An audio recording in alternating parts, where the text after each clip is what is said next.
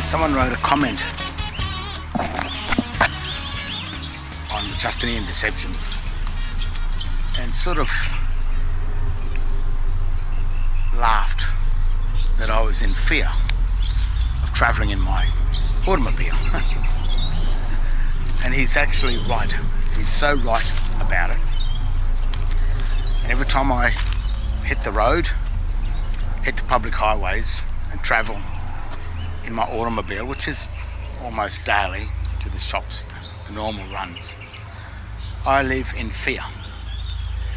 Because, and there's no question about it. I mean, anyone that makes sort of a stand against any form of corruption, especially the depth of the corruption that we live in this society, it's biblical.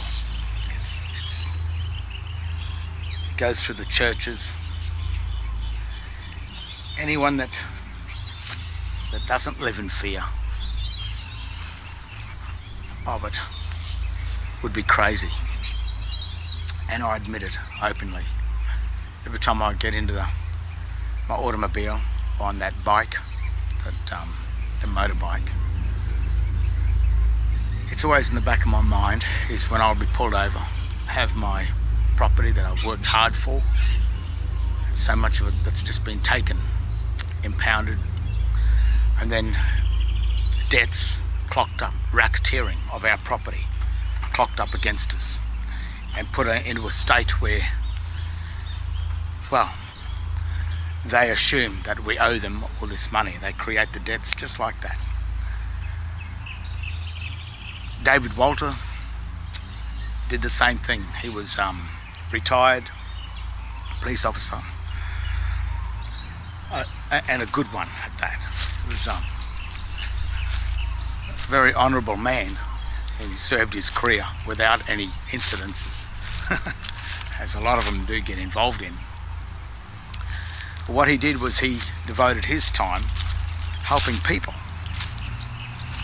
And what the government did to him is they charged him something like $300,000 fines for helping other people in the court. And they put that against his home. Now, David had all of his home paid for. He owed nothing on it. His rates were up to date. He didn't go against the government, and yet the government didn't like what he was doing. So they slugged him with a $300,000 charge. And what his friends did up in the Tablelands, which is very honourable for them to do this, all of his neighbours got together and put in the $300,000 and bought his home off the government in order to let David live the rest of his life in his own home. Of course, they owned it, but they all agreed to buy it for him and leave David there, which is something that this government, through this fraud and racketeering, had done. They'd created a $300,000 debt against David because he made a stand against the corruption. He questioned the corruption. Being a police officer, he was diligent in finding what he did find, and he found some frightening things, to the point where a couple of his cases, or one in particular that I was there, the magistrate advised the prosecutor to stand down because of what was being exposed in the courtroom. And then that would, if the prosecutor didn't stand down on that, then that would be a precedent. It would be forever, everyone would be having the right to look at it, to look it up. So the magistrate was very clever in closing it down, or asking the prosecution to back down, that it didn't have a case. So dealing with the corruption of this society is a frightening thing. And the crazy thing is, this society operates in Babylon. And a lot of people don't know the difference between common law English, the language of common law English, and the Babylonian language of the Roman administration. And like we all believe that Babylon ended thousands of years ago, but Babylon never ended. It's been here all the time. It operates in a hidden system, in plain sight. It's hidden in plain sight. And these graveyards are probably the biggest place. So I'm going to show you soon. We're going to go through the cities, and we'll have a look at the language of Babylon, how it is absolutely everywhere, but you don't see it. But these graveyards has it everywhere. Everything on this tombstone signifies that this person died at birth, lived his whole life in some form of purgatory, in some form of death, until he finally reached the grave. And these signs here, this is not English, this is the language of Babylon. And these signs confirm that this man, John Gerard Boland, that's not his name. His name is John Gerard, and he's of the Boland family. But this is to confirm that John Gerard of the Boland family lived his whole life in a form of purgatory, in a form of death, until his body finally expired. And then they let him rest in peace. And this language here on the tombstone is the language that he assumed he could read. It's the language that you, probably most of you, assume you can read. And it's the language that is through all the cities of the Western world. And what it is, it's Babylon speaking to the Babylonians. It's Babylon speaking to the dead. And when you can read this dead letter text, then you can be assumed by Babylon that you are dead. You are one of them. You died with them.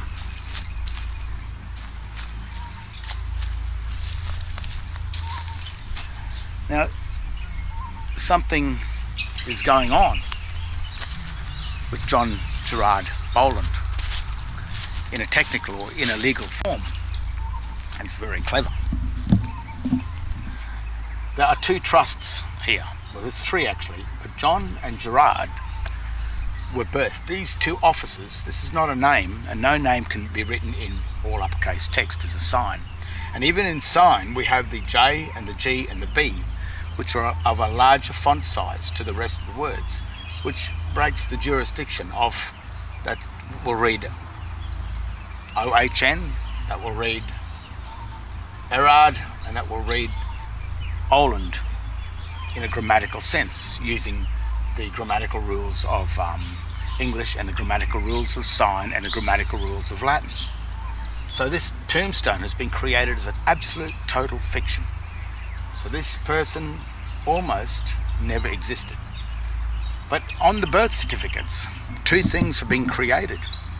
John Gerard, that was birthed on the date of registration, and Boland was birthed on the date that John was born. On the date that John Gerard was born, he took the Boland name and they put that, well, that was the account in all uppercase. They tied that to his foot or his toe, his ankle. And then on the registration date, or a few days after, his mother created the John Gerard, his name.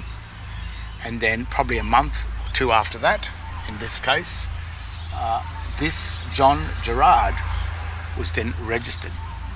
So there's two registration points here. The date that Boland was registered was the day that he was born in the hospital. That was the first creation of Boland, because John Gerard did not exist on that date. And then at some time later on the registration date, John Gerard was created. And what they did was they created two trusts, John Gerard and Boland. And the minute John Gerard of the Boland family assumed his name was John Gerard Boland, that became the incorporation of two entities, John Gerard on the registration date and Boland on the born date. And then the minute John Gerard Boland, or John Gerard assumed he was John Gerard Boland, he then took the born date as his birth date and celebrated his birthday, this birth of the Boland Trust, on the date he was born. What he should have done is celebrated this date of John Gerard, whose true real name broke away from the Boland, but he should have celebrated his John Gerard name on that birthday, which was the date of birth of John Gerard, was the date of registration, which is probably a month or two after he was born. So this tombstone signifies the death of this incorporation, John Gerard Boland. And it's always put in stone as a statue, because the stone is an image, the imagery, the engraved or the graven images. Here they are on stone, set in stone. And I guess you could say that this man never found his way back to the Garden of Eden. He never found his way back to his real name, his only name. His true name was John Gerard. And he went to the grave as John Gerard Boland under this date of birth, which was the born date, leaving John Gerard with the state. And no presumption of death while he's presumed dead. But what happens to the estate of John Gerard, who is the owner of all the lands, the birthright ownership of the lands, goes to the government. And if the government is not the real government of Australia, but a foreign administrator registered to the United States Securities and Exchange Commission, Washington, D.C., then that would mean that the mineral and energy wealth of John Gerard, the true granted dominion that was granted in 1:26 of Genesis of the Bible, that estate that belonged to John Gerard went to the state. So for every one of these graves here that happens, the birthrights of these estates have gone back to the one who administers the incorporations. And all incorporations which are fictions and false, which are the lies, which is Babylon, goes back to the owners of Babylon. And the owners of Babylon is the Vatican. And that's how the Vatican takes the harlot of Babylon. That's how it takes the dominion of the world, of the people of the world. And that it leaves all the people of the world dead slaves with no rights, only with the terms and conditions or the privileges of the statutes, the words written in stone, the statues. Michael Brown. Michael is his true name. Brown is his surname or family name. But what Michael did was assumed himself to be Michael Brown.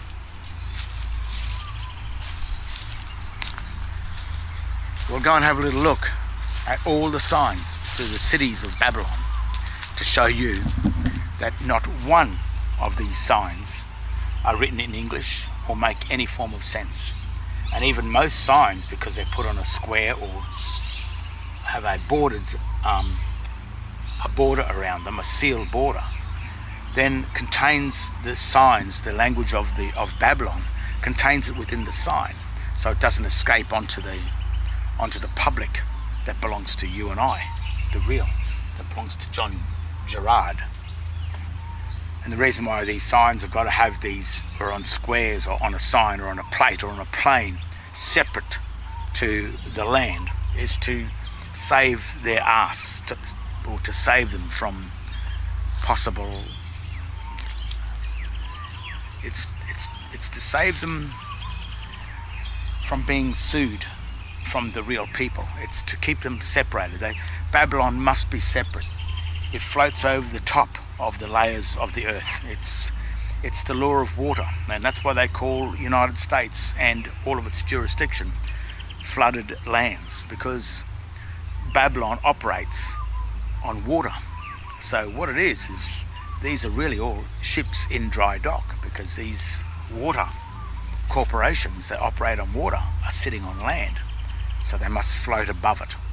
And it floats above that in a form of a fiction, where they make everything so it doesn't exist. Nothing exists.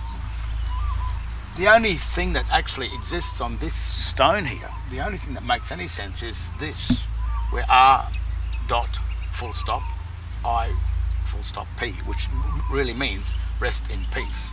But in the grammatical standing of this, if it had to follow the rules of Latin, to make John and Gerard and Boland come together as one, you would have to hyphenate it. So this is actually speaking John and Gerard and Boland as three separate offices, three separate trusts. But we, the ignorant,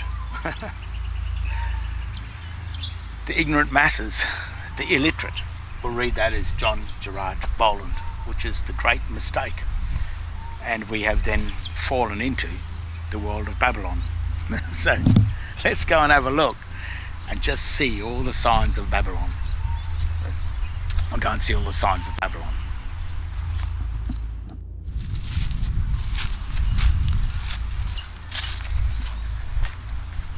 We'll take a ride on the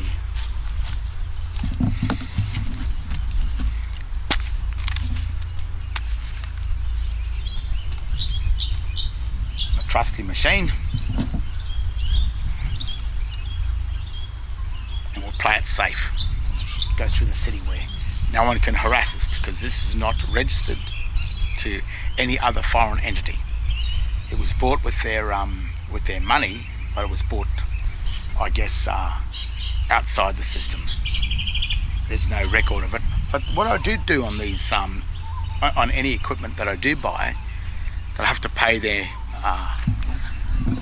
military script for, is I take the serial number of everything and I file it with the court and with the Registrar General, so that the Registrar General is aware that the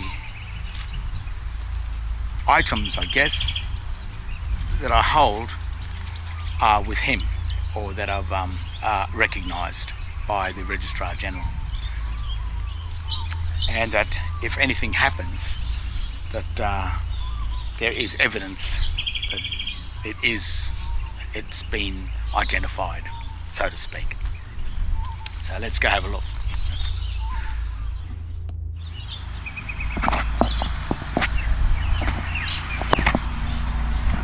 The first sign we're going to have a look at is this one here. We have what it's assumed to be Cairns City Council. But that really reads, if you can read this sign language, it reads Cairns and City and Council. Because when you're using debased Latin, which has really been created or perfected by Walt Disney and the Sarah Whitty documents, which was a document that related to illustrative text and creating fictions. And the reason why Walt Disney had to create a fiction in cartoons was to create a system of absolute fraud, or not fraud, but absolute fiction, so that anything or everything that was happening on cartoons had no jurisdiction with any form of fact. So a cartoon, and you see this on newspapers, a lot of it, they are boxed, which is a boxing rule in here. It's a boxing rule. This one's got to be boxed because you actually have some English written on it, some proper English, but it's joined with the all uppercase Babylonian text by order Chief Executive Officer is what it's assumed to be read. But that's actually Donald Duck writing or Walt Disney writing, because Walt Disney created the cartoon or the satire, which was the jurisdiction of a joke, the jurisdiction of fiction, in order that no part of that fiction can be entered into any form of a fact, and therefore all cartoons, whatever happens within the realm of a cartoon, the realm of the fiction, can never come back at them as a fact or be sued for anything that is said as a joke.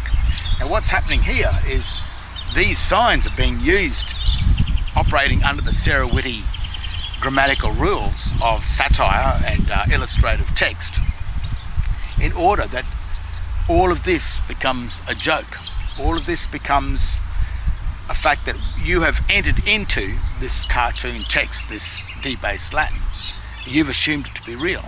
But the minute you find out that it's not real and you step out, you've got nothing to sue them. You can't sue them because you entered into this the realm of satire, the realm of fiction, the realm of cartoon, the realm of the city of the Sarah Whitty document, and the realm of Walt Disney. That's probably why he had a lot to do with the setting up of the pictorials of the Federal Reserve Bank.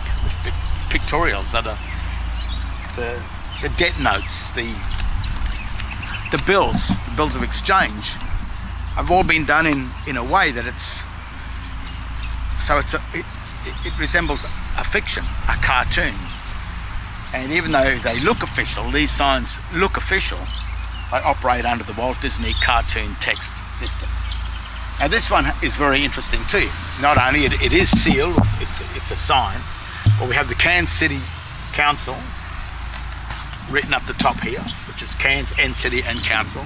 We have Cairns End Cemetery, but because it's been all italic, the word italic means with text is removed or from another document or removed from the page. It's also underlined, also means italic. So this sign is actually saying absolutely nothing. And all the part that is written in proper English that can be read is italic, which means off the page. And then to top it off, down here it's got by and order and chief and executive and officer, which reads absolutely nothing. But the thing's been made a fiction because of the language of Babylon, the Babylonian text that's been used to create that fictitious sign. So that's just the first sign. And now we'll go and have a look at some of the road signs and have a look at all those, just to show you what's been happening with this Babylonian text. The Babylonian. Babylon speaking to the Babylonians. And are you the Babylonians? Well, let's go and find out. I'm not saying that we should disobey the road signs. Babylon is like any other society. It operates under a safe system as well. It's got to keep the people in it safe, especially Babylon, because it's administering the people. So it does have to make itself look like it's doing the right thing and being safe. So we're not criticizing the rules of Babylon at this point, but what we are saying that all of the rules of Babylon are written in such a way that they only speak to the Babylonians and they do not speak to the common man, the common law English. Any common law English is void from these signs.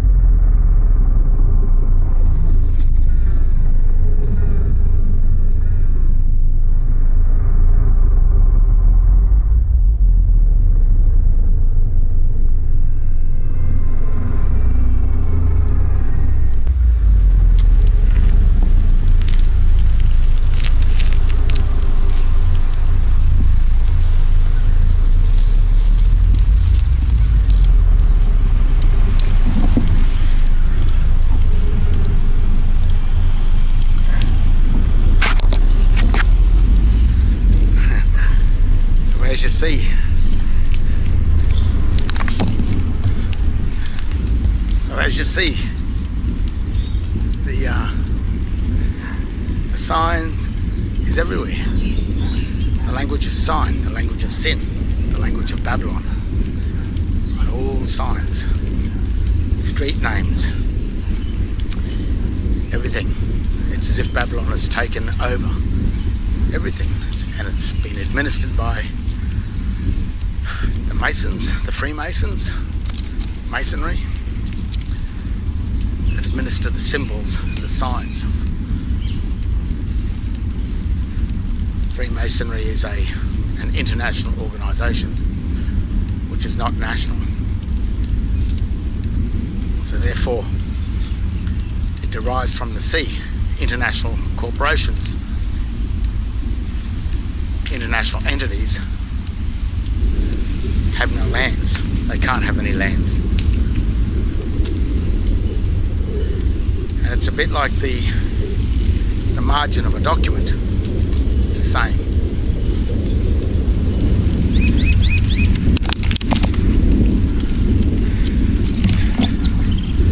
The margins of a document is the administrative part of the document.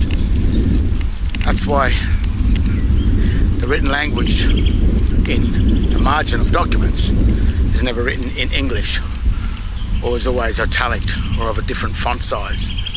It's to grammatically say, this is the margin, this is the marginal text, and it is no part of the document.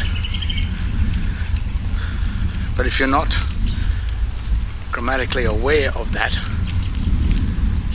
then if they usurp the marginal text into the actual main body of the document,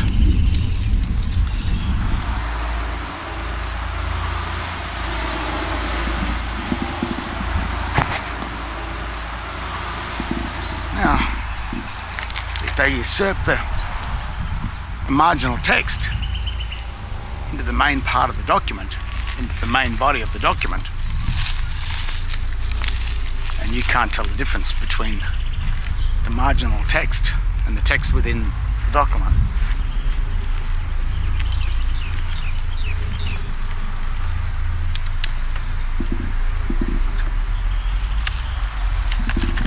then you'll make the error of reading the marginal text as a part of the document. And if you make that mistake, then you will misread the document, what it's saying.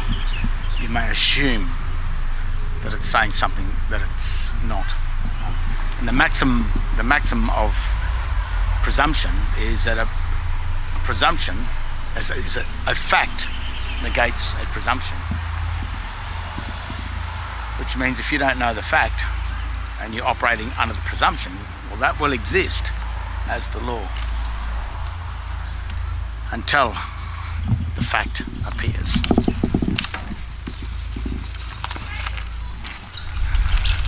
The thing is, with a fact is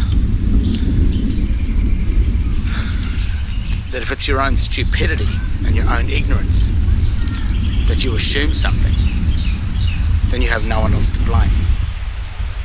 It's a bit like the cartoon Walt Disney created. If you assume the cartoon to be real, then more fool you. But if those pictorials in cartoon form, if the same rules are used in creating a pictorial power bill or council rates bill, but it's been used under the grammatical rules of satire and fiction, Mickey Mouse and Donald Duck, then if you believe that bill to exist, then more fool you. The thing is, when you realise it doesn't exist, and the agency that's trying to issue you the bill believes that it does exist, then the ignorant idiot is the agency that's trying to enforce the bill. And this is where bloody jets.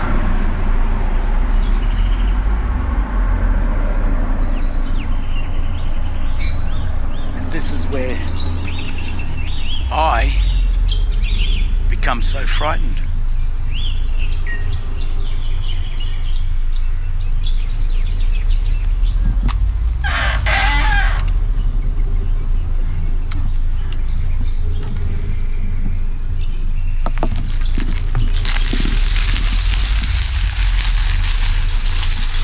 It's where I become so frightened of the Babylonians. Because all the Babylonians believe the sign language and believe the Mickey Mouse cartoons and the Donald Duck cartoons. They believe they're all real, and then enforce the laws of satire at the point of a gun. They become the ignorant ones. They also become the criminals. And then when it's pointed out to them in a court that it's all a fiction, they don't like it.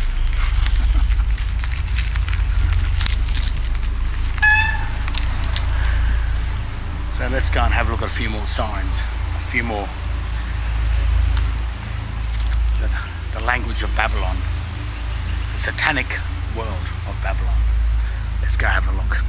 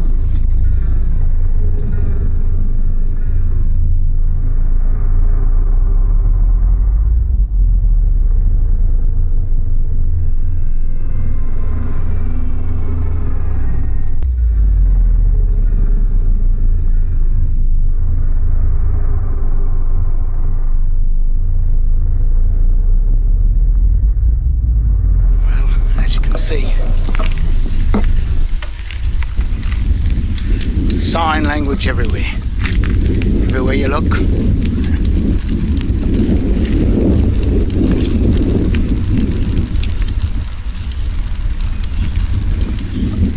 It's sign. Everywhere you look, it's sign. And the same writing that's on all the street signs. Everywhere you look.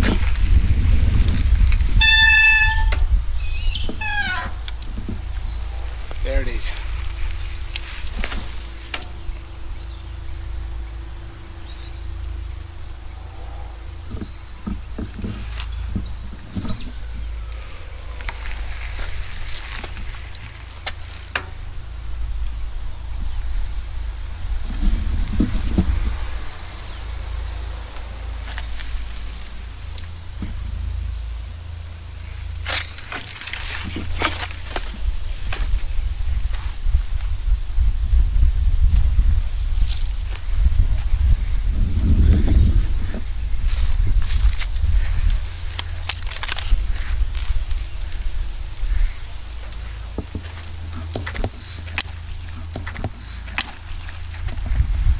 Babylon. It's not English. It's a foreign sign. It's a military a military jurisdiction. That's why everyone's Mr., Mrs., Miss. These are military accounts.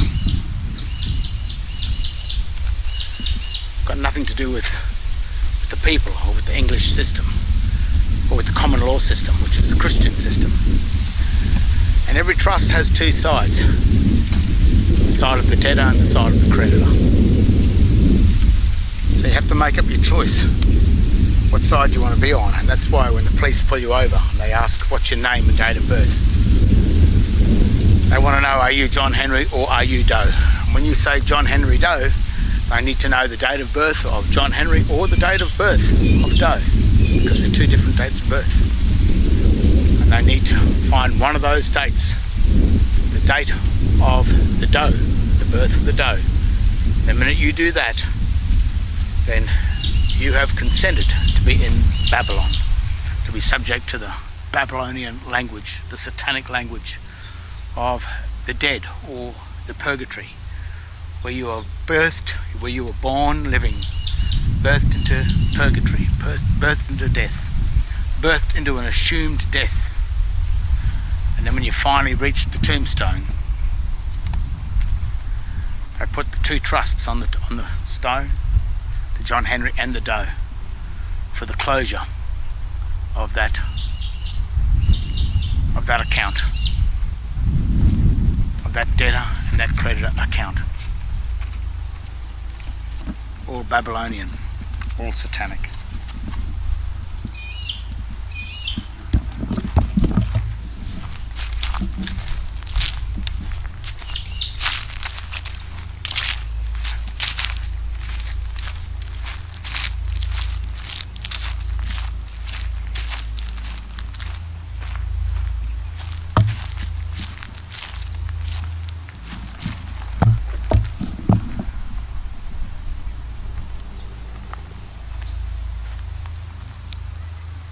This is where I made one of my first videos.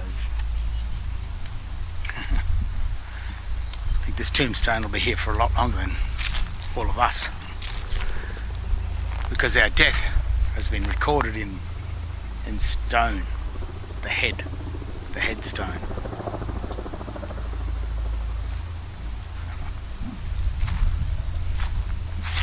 Babylon, the language of Babylon, the language through all the cities. You've been converted from a creditor into a debtor. You didn't know it.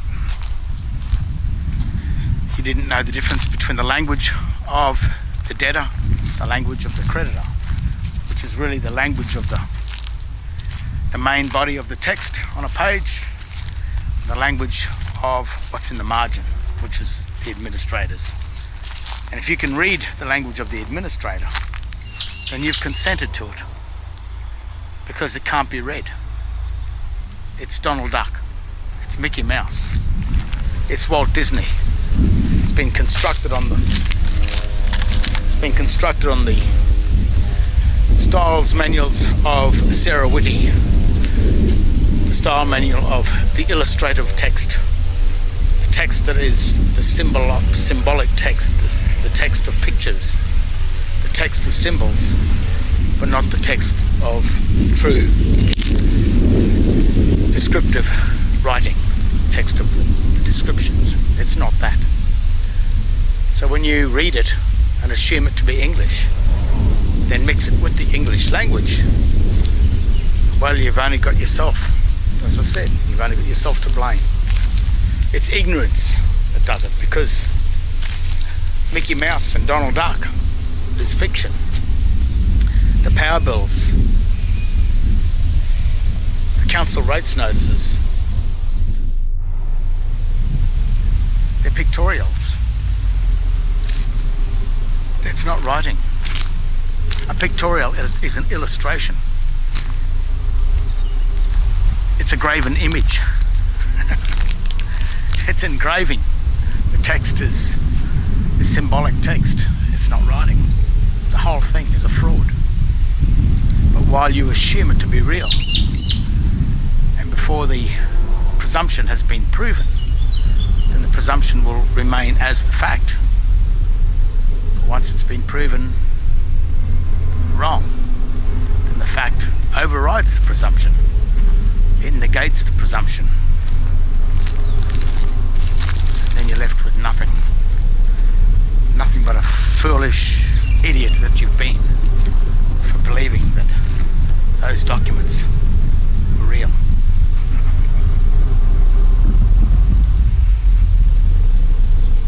When they just Mickey Mouse, Donald Duck, Walt Disney, Sarah Whitty, the art of satire, fictitious text, the system of Babylon. Bullshit Babylon.